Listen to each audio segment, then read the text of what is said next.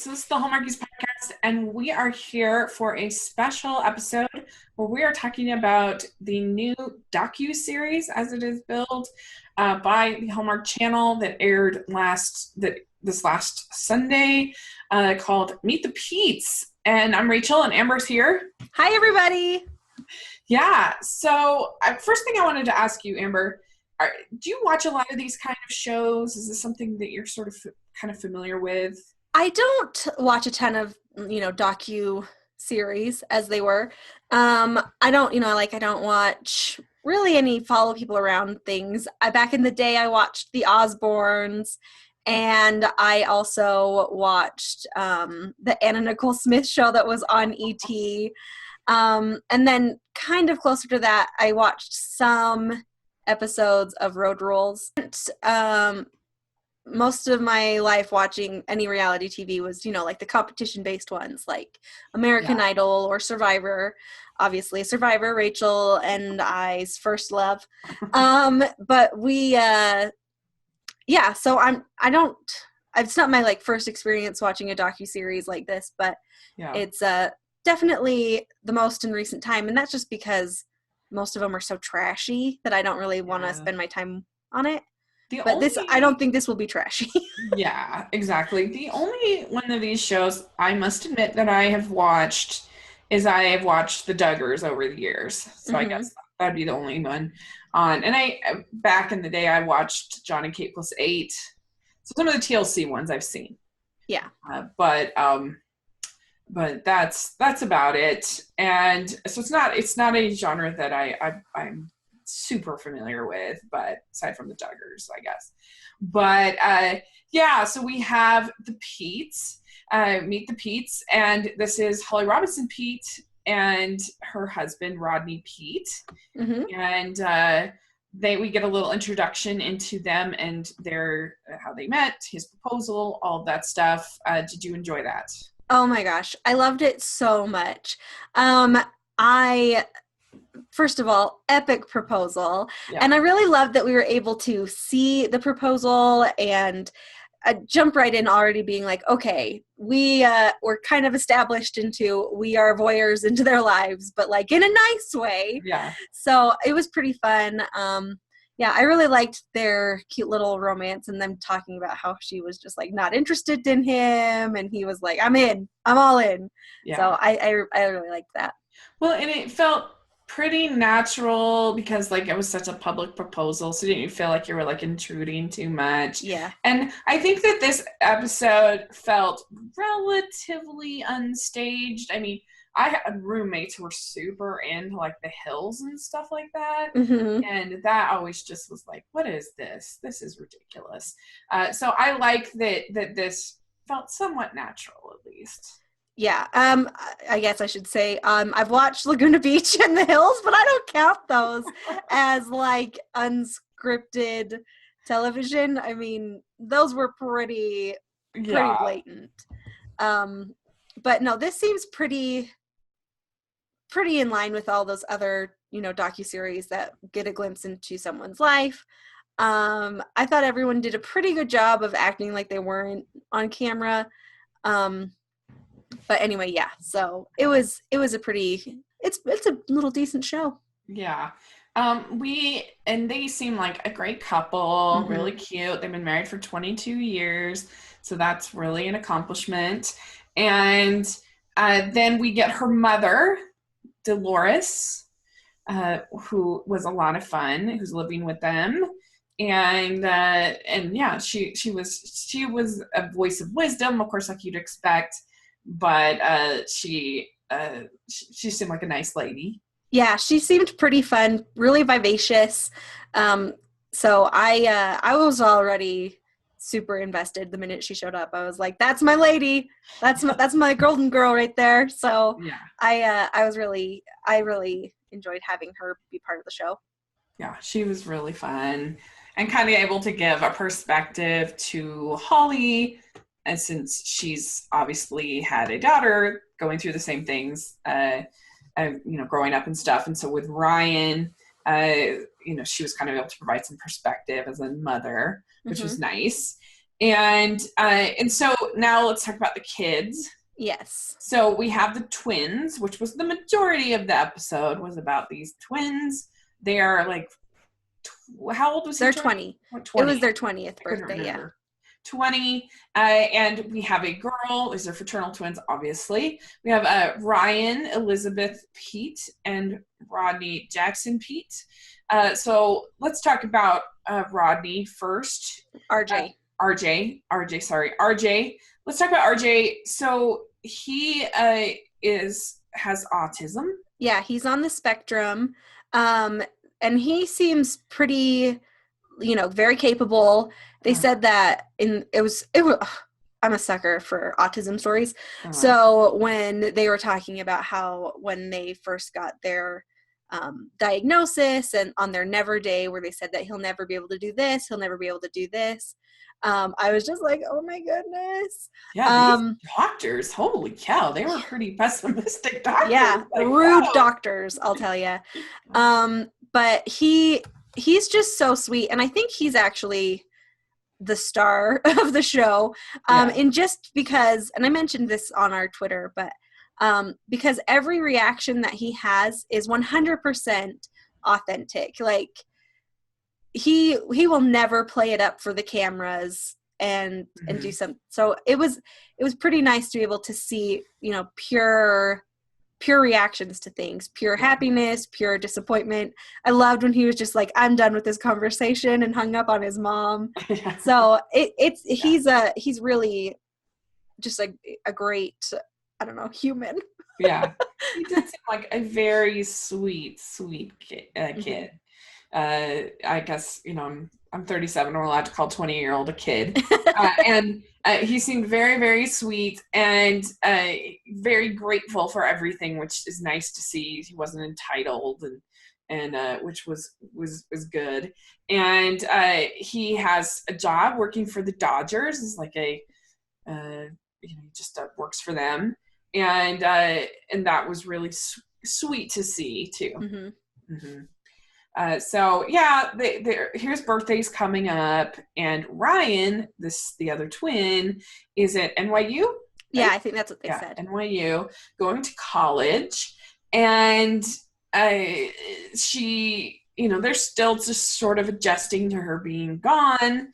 At least that's what that's the storyline. But they want her to be there for this birthday party, for her birthday, but also for RJ.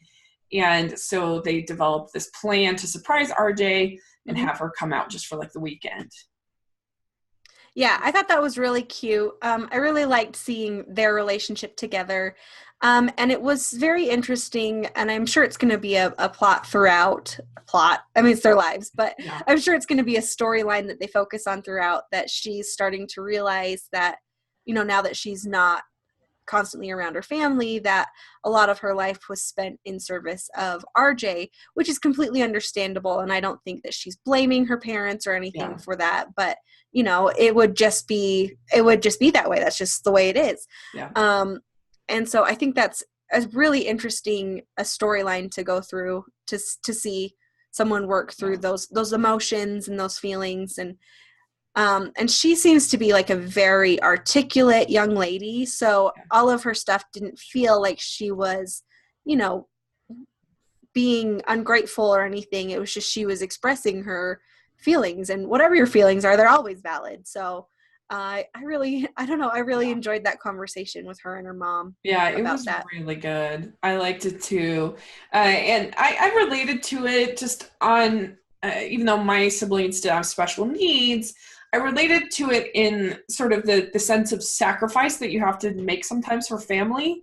Like when my mom had 3 babies after she had one when I was 11, one when I was 16, and one when I was 18. And she had to go on full bed rest for these pregnancies. It was very stressful for our family. And not only that, but also like taking care of an infant and having, all of these things. And I internalized a lot of that stress.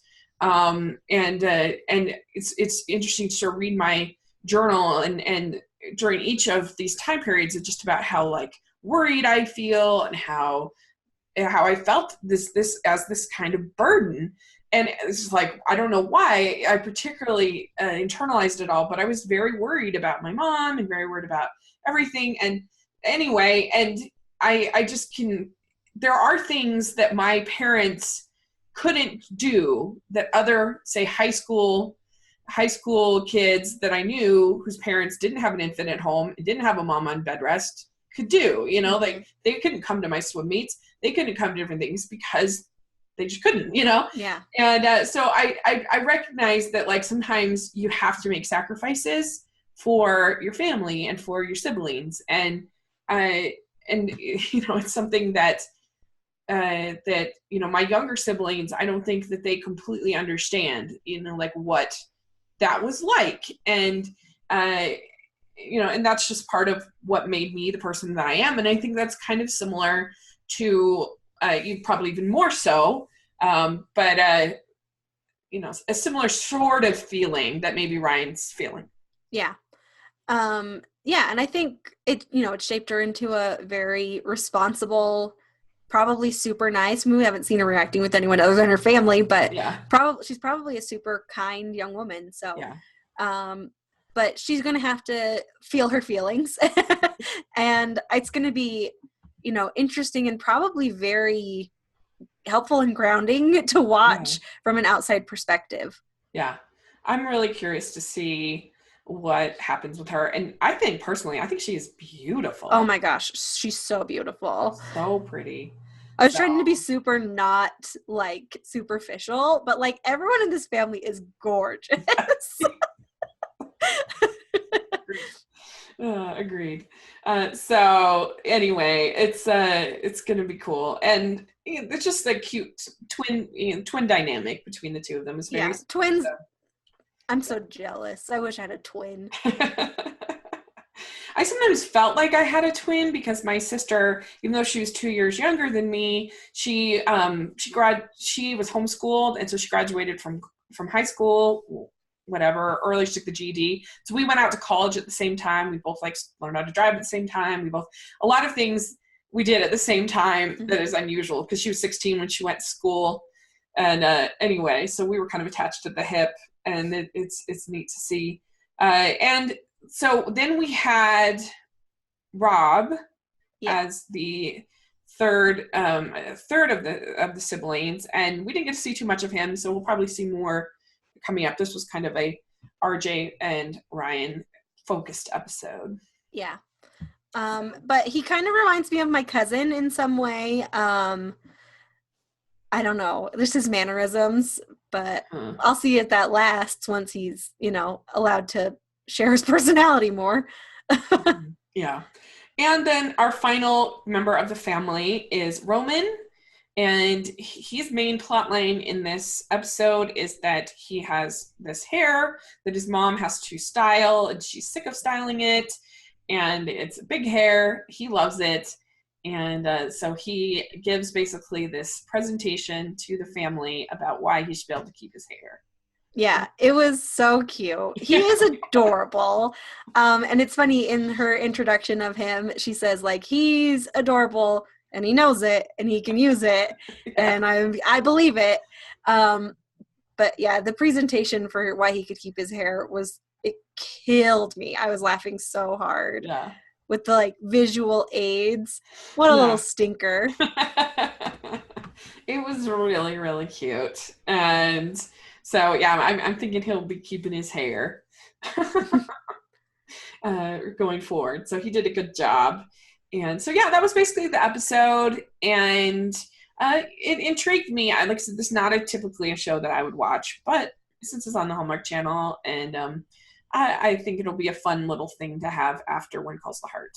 Yeah, especially now that, like, it's on the Hallmark Channel. So I know it's not going to become raunchy. Right. It's going to stay a good show. So yeah, it's going to be positive about marriage and family and all of that good stuff. So I'm interested. I'm definitely going to keep watching. And so, yeah, it's nice that they have allowed us to get a look into their family. So that'll be fun. Yeah, and I think the nice thing about this is it'll any of these docuseries, why they're so interesting is because it gives you a chance to broaden your perspective on life by seeing life through someone else's Yeah. someone's lens. So I think it is going to be a really interesting show and probably will be very eye-opening for a lot of people. Yeah. Well, and it's really cool that it is a African American family, Mm-hmm. and so we get some of that diversity that we've been hoping for on the Hallmark Channel. So hopefully it'll do well, and that'll encourage them and show that they have this audience that's very receptive to it. Yeah. So there you go. All right. Well, let us know in the comment section or on Twitter, whatever, what you thought of this premiere. If you enjoyed it, we'd be curious to know your thoughts. And Amber, where can people find you? As always, people can find me. I'm at Amber Brainwaves on Twitter, and that's it. Awesome. And you can find me at Smiley LDS Girl on social media and at Rachel's Reviews on iTunes and YouTube. So check that out. Friday, we have our recap of One Calls the Heart with Ruth Hill. So you're definitely going to want to check that out.